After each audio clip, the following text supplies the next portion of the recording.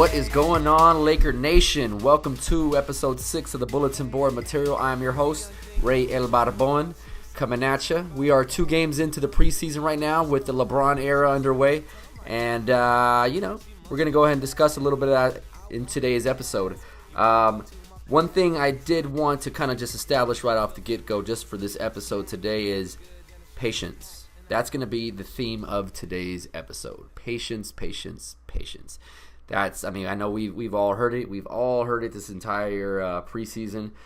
We've heard it from Luke. We've heard it from Rob. We've heard it from Magic. We've heard it from LeBron. Patience. It's going to be a process. We've seen this before. We saw this with LeBron in Miami. We saw this when he returned to Cleveland.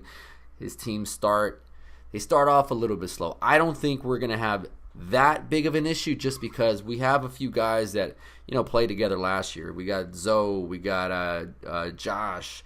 Kuzma, Brandon, who else we got out there right now that played last season as well? KCP was out there. So we got a good handful of guys that already know each other. So I don't think it's going to be that big of an issue. I think Rondo and LeBron are the type of players that they doesn't take a lot for them to get used to new guys, just because of their unselfish way of playing. But keeping that in mind, it is going to be a process. So with that being said, I do want to just go ahead and set the tone for the season by setting the tone to this episode. So patience. All right. We gotta be careful, man. We cannot panic because it's been 5 years since we've been back in the public crosshairs, and now that we got LeBron, we are definitely in those crosshairs for all of the media out there right now. So they're going to be, we're used to it. We should be used to it, but it's been 5 years, so I just want to make sure everybody understands we are in those crosshairs now. We are, definitely. I mean, if you haven't seen our nationally televised games this season, I think we have more games than the Golden State Warriors. I think we have about 43 nationally televised games this season, so people want to see us. And, there are going to be reporters out there. There's going to be analysts and whatnot. They're going to be trying to create certain narratives about us. So as Laker fans, let's not let that consume us. Keep in mind who's saying this stuff. All the same guys who are sitting here critiquing the Lakers this season did not watch a substantial amount of our team last season. We weren't in the playoff picture. We weren't the sexy team last season. So, a lot of these guys were speaking about the Lakers, these national guys like Skip Bayless and even Colin Cowherd and who else? DP in the mornings. Those guys, they don't really see a lot of us. They don't. So, they're speaking from limited viewing time, I guess you could say. So don't let that consume you guys this season. There are going to be a lot of crazy narratives, so just expect it. We've been here before, but just remember what that was like when we were going to championships. And remember how much drama there was around our team every season. If it wasn't the Kobe LeBron rift, it was the D-Fish Matt Barnes stuff even at a certain point. And that was when we were bad, and that was just regular drama. So, but when we were good, we had the the Kobe Shaq rift. We had the Phil Jackson Kobe rift. We had the Karl Malone and Kobe rift. I'm starting to notice a trend here. A lot of it was revolving around Kobe, but that's beside the point. But just remember what that was like. We're gonna have a lot of stuff getting stirred up about us. So let's just make sure we don't panic. We keep our composure, and we remember that the end game for this season for us is to be in the championships. Even though we're not the favorites, that's always the main goal. And especially if you have LeBron on the team, that guy expects nothing but a championship. He doesn't care if we win 57 games. He doesn't care if we win 48 games. As long as we get to where we need to get to as we enter the postseason. We want to make sure that we're clicking on all cylinders as soon as those playoffs start. And that's LeBron's ultimate goal. That's the team's ultimate goal. So don't get too caught up in the things that aren't. Don't get caught up in the micro, okay? Let's think macro. Macro, big picture is championship, okay? Let's talk about some things that we know. How are we going to keep our level heads, right? How are we going to keep perspective? Well, let's just talk about the things that we know are going to be issues for us, things that we can expect, things that we know are going to be issues for us. Issue number one, our center position. I mean, we don't have a lot of depth behind JaVale. We don't have a lot of depth. We got Mo Wagner back there. We got Kuzma's getting some run at the 5. We expect LeBron probably get a little run at the 5. Beasley's going to be in there for sure in the mix with the small ball lineup, and then Zubac is in there, who's, I'm gonna just stop myself from speaking on Zubac at this point. But yeah, before we get into that, I want to go ahead and give props to JaVale McGee. JaVale McGee, my friend, bro, you have been playing out of your mind these first 2 games. I was hesitant. I mean, I've seen a lot of JaVale McGee over the years. It's the same game he had back in the day. It's just maybe less mistakes. He's athletic. He's a great rim runner. He's got a great defensive presence. He alters a lot of shots. He's same game. Still can't really shoot much. A free throw percentage might be a little better now than I guess when he was a younger player. But man, these first 2 games, I think the first game he had 17, 7, and 1 block, but he altered a ton of shots in that game. He altered a ton of them. And then in this last game, he had 15, 8, and 5. So he did block about 5 shots, but even more so, he still altered a lot of shots. So I want to give him props because I wasn't sure how he would pan out with more minutes, but so far he's looked pretty good. I'm expecting him to play about 20 to 25 minutes, so I'm somewhere in that range, maybe in the low range, maybe 20 minutes, but I'm assuming they're trying to give him about 20 to 25 minutes of run a game, or that's what they would like to get him to. I don't know if he will be able to do that, but speaking on the issues that we're having at the center with the depth behind JaVale, if he's playing about 25 minutes, if he's playing between 20 to 25 minutes, that's about 23. That's about 23 to 28 minutes that our backups have to kind of plug during the game, right? So that's going to really be between Mo Wags, Zubac, Beasley, Kuz, and I'm assuming a little LeBron. So between those cats, we should be able to cover that, right? We should be able to cover about 8 to 15 minutes, about 8 to 13 minutes between Kuzma, Beasley, and Braun, and Zubac, if what I'm assuming is going to be Mo Wags backing up JaVale. If you haven't seen Mo Wagner play yet, I've seen limited footage of him, but from what I've seen, especially the first couple of games in the Summer League, he's a high-energy player. He can hit the 3, he can space the floor, but he's a high-energy player. He likes to get in there and grab some boards. He alters some shots. So it's exactly what you really need behind JaVale right now. Just another high-energy player coming off the bench, applying more pressure to the other team's offense. But yeah, I think we should be okay. And if it doesn't pan out, don't worry, because we can always go into free agency, see who's out there. Even that Willie Mayers kid that we had out in the Summer League was nice. I wouldn't mind him coming in there, maybe playing sparingly if we need a big body. So knowing that, we know we're going to have issues with bigs, with big bigs, like the Marc Gasols, the Nikolai Jokic and whatnot. But there's not a lot of those guys out there. Not the LaMarcus Aldridge, but the Hassan Whitesides, the big guys, the big guys, the rim runners and whatnot that we have out there, the Willie Cauley-Steins and those cats. We'll be fine. We'll be fine with those cats. I think we'll be just fine with that. So knowing that, we know we're going to struggle against the bigs. We know that's going to be an issue, so let's not worry about that. Rob and Magic came through time and time again ever since they've came on board. So let's not panic. Let's trust in what our front office is doing. They got something planned. We'll see what it is. But let's just keep a level head about it. Another thing we know, we're going to struggle, especially a lot in the beginning. As the guys kind of mesh together, there are a lot of moving pieces. Even though we have about five plus guys that are returning from last year's team, we have five plus guys that are joining the team that are going to be, pretty vital pieces of the team that need to get intertwined with those cats from last year, right? So We are going to struggle. That's going to take some time. I'm expecting at least the first half of the season for these guys to really start gelling together, So I really wouldn't panic anything more than I'd maybe start raising my eyebrows a little bit after the first half of the season if there's still a lot of substantial ground to be made as far as the team kind of coming together. But I don't really think that's going to be the issue. But I think by the midway point, we should know exactly what our team's going to look like, the identity should build, and all that. But we are going to have those early struggles. You got to remember that LeBron isn't really much about the regular season. As much as I think he's coming into this season with a point to prove, I don't think he's really going to hold too much weight in that. If we're up there in the top 1 to 3 seeds, that'd be great. But I don't think he's really worrying too much. I'm really projecting us to be anywhere between the 3rd seed and the 5th seed, just because I don't think we're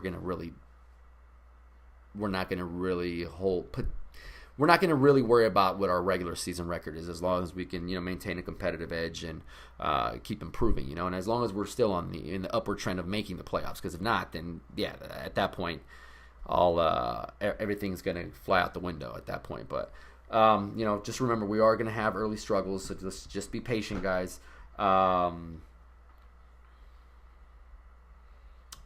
Being patient with that same issue, let's reiterate the fact that the media narratives are not always going to be in our favor, and there's going to be a lot of negative stuff, and there's going to be a lot of rifts that are going to be created from the media.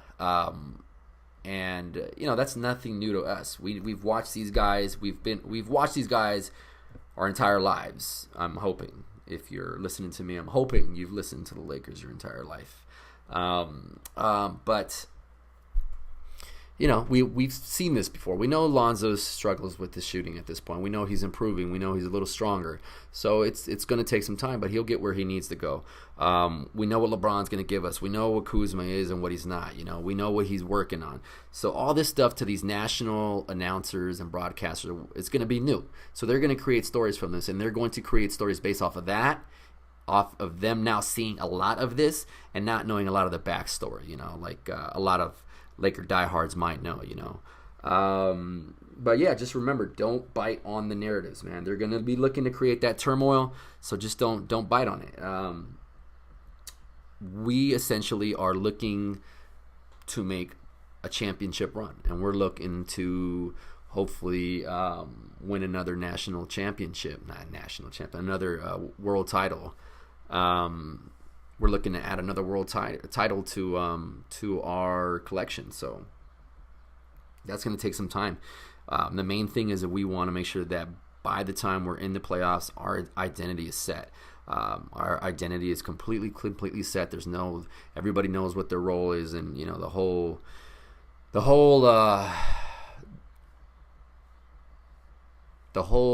spiel.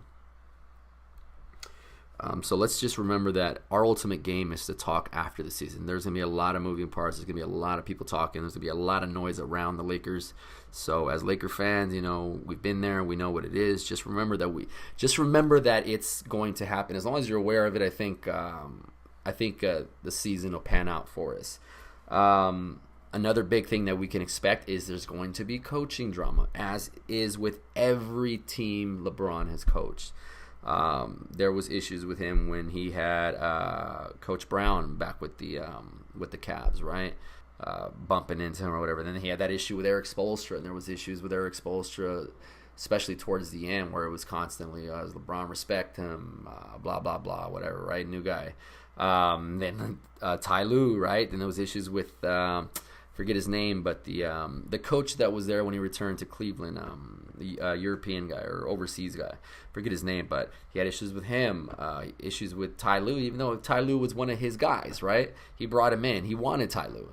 But even towards the end, there was supposedly issues with that. And maybe there weren't actual issues, but what I'm saying is the narrative was always there, the same thing, LeBron and the coach. So just be aware of that, guys. Just be aware of that. Luke's no chump.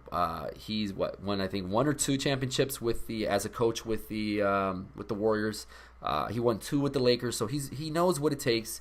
He's been there before. He's been around great players. He knows exactly what it is. He's well liked. He's a smart kid. He's got a high IQ. That's been the case as long as he's been in the game. When he was a player, people used to say the same thing. He was a high IQ player. So this is not a surprise. Keep in mind when Steve Kerr went down with his back issues, they had a pretty well-seasoned coaching staff. He had guys on that staff that had been coaches before, that had more experience than him. But when Steve Kerr went down, he promoted Luke to the interim position. So there's obviously something that Steve Kerr sees. And Steve Kerr is known as a defensive genius, right? Or not a defensive genius, but a coaching genius, right? He's able to handle personalities well, and he knows how to kind of bring things together. So knowing that, we should have a little bit more clarity as far as how good Luke can be. He's been around teams with high drama, with big personalities, Shaq, Kobe, and all those. So he knows what it's going to take. I don't think he's going to have as much of an issue this season with controlling this team or being able to manage the personalities, because he's been around big personalities before. Shaq and Kobe, those are 2 of the biggest personalities you can think of, right? But Lance, Rondo, Bees, LeBron, all these cats, Lonzo, and even think about it. Nobody's even talking about LeVar Ball. LeVar Ball apparently nobody could say anything about the Lakers without mentioning LeVar Ball last season. And up so far to this point, he hasn't said anything, right? And that's why, because they don't need him right now. But whenever they do need something to stir up, don't worry. They're going to turn some quote off of something they asked LeVar Ball about, his personal opinion, and turn that into he's talking bad about Luke, or he's talking bad about LeBron, or this isn't working for Lonzo, or whatever the case is, right? So just remember that is going to be a narrative that is going to pop up at some point with Luke. So if we don't feed into it, there's no flack behind it. People are going to say what they're going to say. Just remember that they don't know anything about it. These cats that are now watching the Lakers, because we have 43 national televised games, these cats from the Midwest that are watching 40-plus games of the Lakers this season now, these cats up in North Dakota, South Dakota, the Carolinas, in Florida, in New Orleans, in Texas, Seattle, wherever they're watching, they're watching us a ton, and this is all going to be new to them. So they're going to eat up all this stuff that the media is pushing, and the media is only pushing it because they weren't watching us. Again, I know I said this before, but I just want to reiterate it. Just remember that Stephen A is going to cause drama. He's going to. We know that. Skip is going to cause drama. Colin Cowherd is going to he's going to say his insane things from time to time as well. DP might not say insane things, but he's going to speak off what he knows, and what he knows is very limited on the Lakers prior to this year. And now he's going to have to cover us more, and he's going to have to get more research. He's going to have to, pay attention more, and all this stuff that we already know is going to be new to him.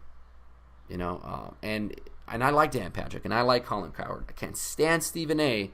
And Skip's whatever to me. I know he's a fool, so I don't really take what he says too crazy, but I usually like his guests a little more, and I enjoy Shannon Sharp a little more, even though Shannon Sharp's a fool as well. But like these guys right now, like I'm saying, like some of these cats, if you really want to listen to somebody who knows what they're talking about as far as NBA goes, Kevin O'Connor, Bill Simmons, I love.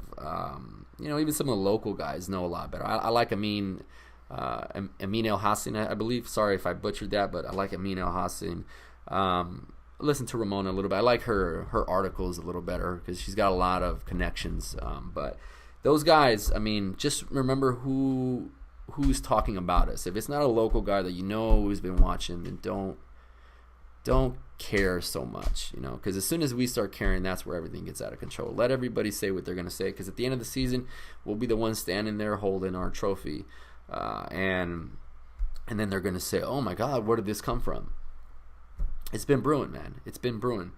Just remember what Lonzo Ball said last year. It was a tweet. I'd have to go back and find it, but I know I have it bookmarked somewhere. But he said, if you're not with us now, don't try riding with us later on, right? Something along those lines. I'm going to have to find it, but he said something along those lines, and look at us now, right? Now everybody wants to get on board. Now everybody wants to talk about us. Now everybody's going to want to watch us. So make space, guys, because the bandwagoners are coming, and there's nothing we could do about it, man. It's like a horde in The Walking Dead, man. They're coming, and they're coming in bunches. So let's just remember that. So tonight, the Lakers are actually going into the third preseason game. I believe we're playing the Sacramento Kings. Nothing too crazy there to report. It's just going to be, supposedly Lonzo was going to play, then he wasn't going to play, and blah, blah, blah, and this and that. And that's actually one of the things that brought me to talking about us not falling into the narrative, because some people are already like starting with the, oh my God, I saw, what's his face, Master Troll on Twitter, whatever his name is. If you can go on my feed, I retweeted something he was talking about, oh my God, that the Lakers front office is really starting to upset Laker fans because, supposedly Lonzo was going to play and then he wasn't going to play, and there's just this miscommunication is causing rifts with the Laker fan base. That's the stupidest thing I've heard. It's game 2 of the preseason. And God, I wish I could remember homeboy's name. He's everybody. If you're on Twitter and you follow NBA Twitter, you know who I'm talking about. Whatever. But yeah, he said that. I've seen a couple other people also mention the same thing about the whole Lonzo thing. I'm not saying don't discuss it. I'm just saying, don't let stuff like that start to stir, because that's where the season's going to get away from us, because then all of a sudden there's a ton of riffs. Let's do what we got to do, right? We're Laker Nation. We've been there. We've been there several times before. We're back there again soon. But the Kings tonight, game 3, going back to the Kings. Nothing big. There's not a lot of things. De'Aaron Fox, Willie Cauley-Stein, I'm not sure if they're going to play or not. But at this point, it's just, we just want to make sure that we can narrow down our squad, that we can start gelling a little bit. I wanted to get a little bit into our strengths, because I think our strengths going into the season is going to be our speed of our team. Our speed is definitely going to be one of our strengths this season. Also, our defense. Our defense will be one of our strengths, and our depth. I know a lot of people are talking about the Boston Celtics with their depth. I think we're deeper. I think we're way deeper. But let's start off with our speed. Our speed, we're fast. We're going to be running primarily small ball, I'm assuming. Even when we're running with our big lineup, which will be JaVale McGee, Mo Wagner, and whatnot. Even those guys can get up and down the court. So we're going to be pushing the ball a lot. With Lonzo in there, with Rondo in there, with LeBron in there, we're trying to implement this ball movement. Sorry about that. We're trying to implement this ball movement scheme.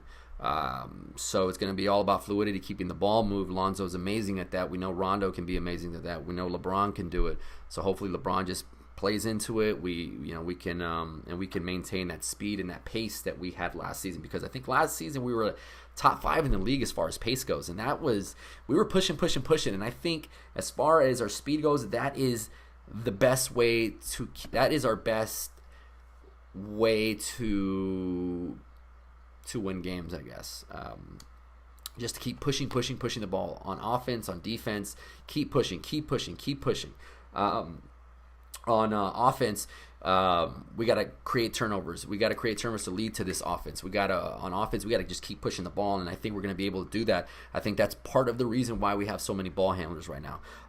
As soon as we get that ball, we can push. Whoever grabs the ball, we have so many options. It's no longer just Ingram or Lonzo or Kuz that grab the ball and just start trying to create something.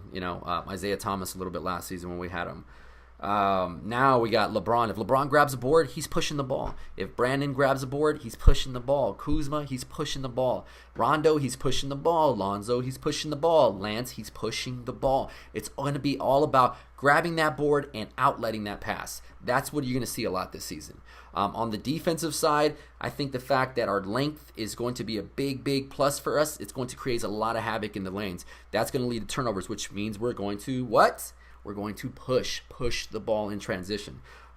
It's going to be fun, man. It is going to be fun. I know it might not be Lake Show 2.0, but it's going to be a lot of fun. It's going to be a lot of outlets, a lot of alley-oops this season that maybe we weren't used to seeing the last couple seasons, but it's going to be a lot, and I mean a ton. If you saw that first dunk that LeBron had in Game 2 at Staples, just with LeBron running down the middle of of the court. He's got so many options. I mean, he could dish it off to Ingram, he could dish it off to Kuz, he could dish it off to JaVale, whatever he wants to do, right? He could drop it back to Josh Hart for a three, or he could just take it right down the lane and dunk it just like he did, because the defense can't commit soon enough. You could see that they were just all on their heels. The entire squad, Paul Millsap, all of them were on their heels. And it just ended up conceding an easy dunk to LeBron. But that's what the name of the game is going to be for us. Our speed. Our speed is going to cause so much problem for the opposing team.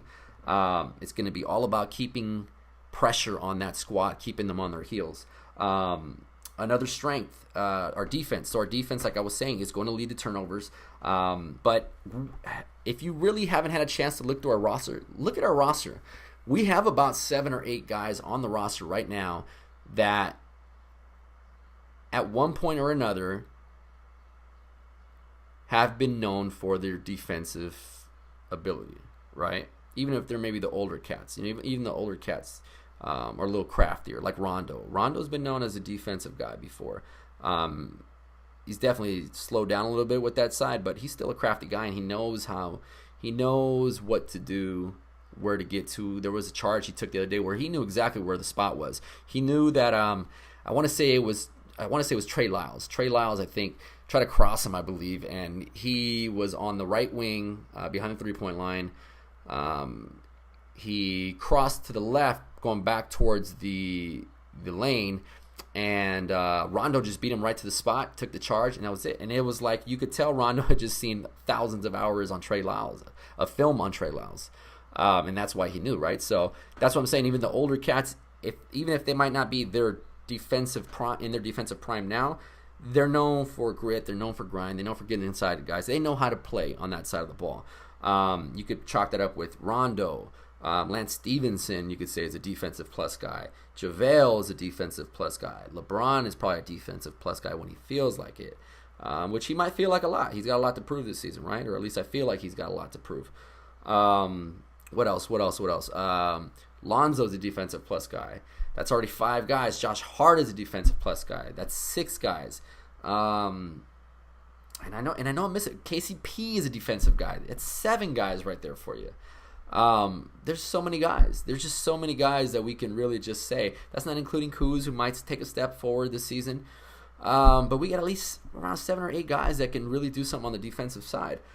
So our defense is really going to be something that we're going to be able to lean on this season, and especially with the fact that we have built our entire team with being able to switch on the defensive end, to be able to switch multiple positions, right? We got a ton of guys who can do that. LeBron can switch. B.I. can switch. Kuzma can switch. Josh Hart can switch, because that guy... I'm going to interrupt myself to say something before I forget. Josh Hart. Oh, my God. If you haven't seen this guy in the post yet, I've said this before, but watch him. Watch Josh Hart get taken into the post by a larger player. And I'm talking about, perfect example, Trey Lyles. He's about 6'10". Josh Hart is about 6'5", so he's giving about 5 inches on this cat. Trey Lyles cannot back him down. Paul Millsap has a hard time backing him down. Plumlee was having a hard time backing him down because Josh Hart is just so... He's like a tree stump, you know? He just cannot be moved that easily. Anyway, going back to that. Yeah, we just have so many guys who can switch. Josh Hart, all the cats, and and so on and so on. But defense, we're gonna be top 5 in defense. I guarantee you we will be, by the end of the season, we will be a top 5 defensive team. We will. Yeah, I mean, the third thing that I think is really going to be our key strength this season is going to be our depth. We are really deep. We are a very, very deep team. We are 10 deep, solidly 10 deep. Solid 10 players, 11, 12, if you really want to get down to the nitty-gritty. But we are, I mean, if you look at our projected starting lineup, we're rolling with what? We're rolling with Lonzo, Josh, Brandon Ingram, LeBron, and then JaVale, right? That's what I'm projecting to be our starting lineup for the season. But then you have our second team coming in, a whole second squad. You got Rondo lining up with KCP, with Lance, with Kuz, and if you want, you could put Wagner in there or Beasley. I'd rather just, for the sake of argument, we'll go with Beasley right now. So those are 5 guys who, it's not a bad squad, man. It's not a bad squad, especially for being our reserve guys. That's not including Svi. Svi's still in there. Wagner's not in there.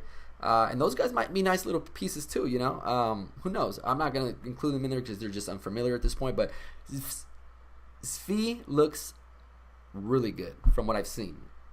From the games that I saw him play overseas, from the Summer League games, the kid can shoot. Man, he can shoot.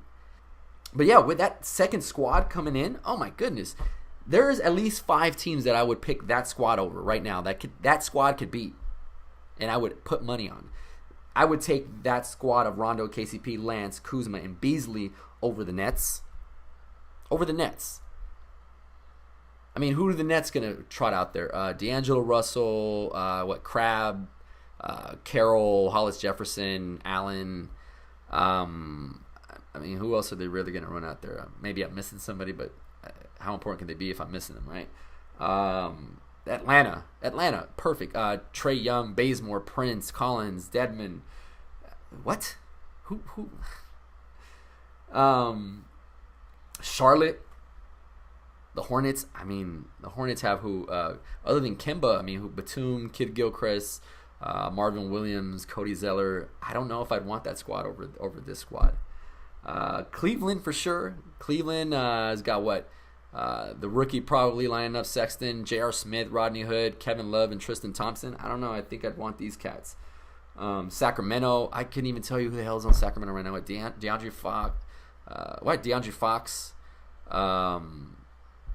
Willie Cauley-Stein? Buddy Hield?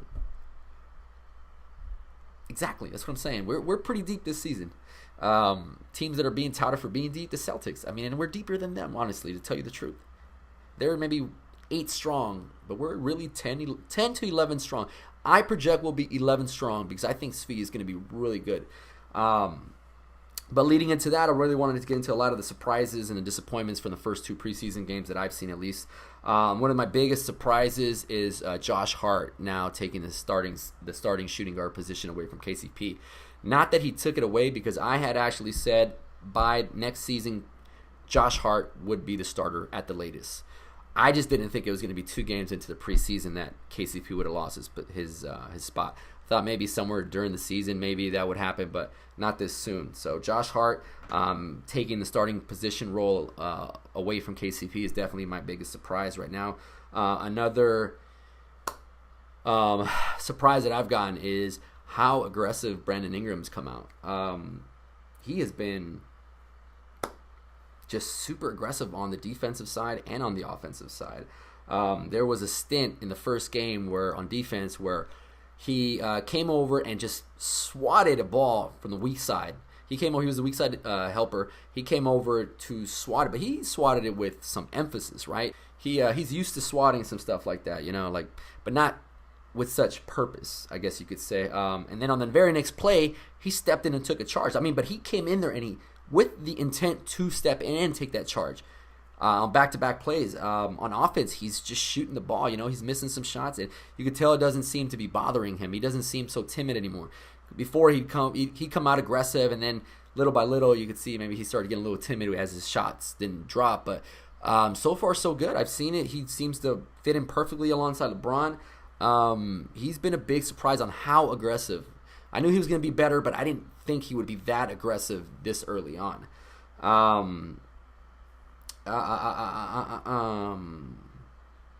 And obviously my third one I touched on a little bit, JaVale McGee, how good he's been in the first 2 games. He surprised me. I didn't know if he would be a watered down version of himself with the increase in minutes. I didn't know if the bonehead mistakes were going to increase.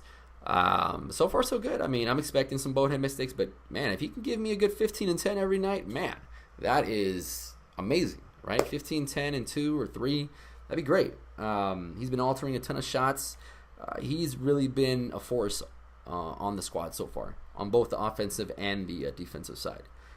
He's a legit threat on the offensive side as a rim runner and as a pick and roll guy. My disappointments so far. are definitely KCP losing his starting role. I was really hoping that KCP would thrive in this environment. You know, the thing is, KCP is such a wild card, at least since I've kind of been watching him. He's such a wild card. You never know. You don't really know what you're going to get. He puts a string of good games together, but then all of a sudden he just kind of drops off of that. It's kind of like he disengages. But I like KCP's game, but honestly, he might be better suited for the reserve position, honestly. I think maybe with Rondo alongside him, giving him good shots, setting him up with good spots, with a little bit more guidance. I think maybe he might thrive in that reserve role. But he's just kind of out there. He just doesn't look like he really has any purpose with what he's doing out there. He's on offense. He kind of looks clueless when he's rolling to the basket. Sometimes he's not finding the open man. I don't really know. On the defensive side, he hasn't been too bad, but he hasn't been his normal lockdown self. You know, he hasn't been able to stay in front of guys for the most part. But I don't know. He just kind of seems like he's just kind of lost out there, really. But I don't know. Maybe it's not the case. Offensively, he hasn't been shooting great. But then again, he's a streaky shooter. That's why I think he's a little bit maybe more inclined to come off the bench. But one of my other disappointments is the fact that Svi Mikhailuk, I believe, has not played enough. He hasn't played. I was hoping he would play more. He hasn't. Assuming he'll get a little bit more time as the starters start getting a little less time. But I really wanted to see him a little bit more in the first two games. I really wanted to see that shooting touch. But so far we haven't seen too much of him. That's been a disappointment. And also the fact that Zoe and Mo Wags haven't really played yet at this point. I'm hoping LeBron. I'm hoping that Lonzo will get a little time, at least in the preseason. From what I've heard, Mo Wags is not going to play in the preseason, so we might have to just wait till the season gets going to see a little bit more of him. But that's been a disappointment so far. But we'll see. This is only the second game of the preseason, so we'll see where that goes. But other than that, you know what? I'm sorry, and I almost forgot. Another one of my surprises is how much LeBron James has played so far in the first couple games. He's only been playing about 15 minutes or so, something around that range. But I honestly was surprised. I didn't think you'd see him maybe more than just a little bit of 5 to 10 minutes or so in the first game, and then or maybe shut it down. But it looks like he's really committed to building some continuity on the team. And he obviously knows it's important, but you could see the level of urgency in him right now to build the continuity now rather than to wait till the season starts to start building it. He wants to get off and running. That speaks volumes as far as if you're actually watching the games and if you're a teammate of his, because it shows you like he's out there. These games matter. If LeBron's going to be out there hustling and grinding and whatnot, you better be. So that speaks a lot of volume, especially with Ingram and Kuzma and whatnot. But I really think that he's got something to prove this season. I think he's out there to get the MVP. I think he wants to go up there and win the championship, obviously.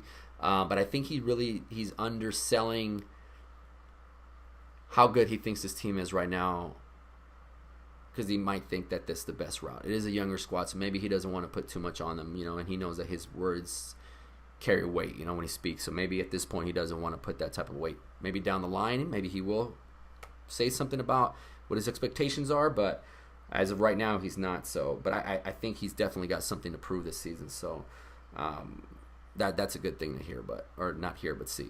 But yeah, guys, I appreciate you listening. I'm going to go ahead and get out of here now because I do need to go make a little bit of moolah. This isn't paying yet, so hopefully that'll change in the future as well. But if you haven't followed me yet, follow me on Twitter. I'm on Instagram, on Facebook, on YouTube, obviously.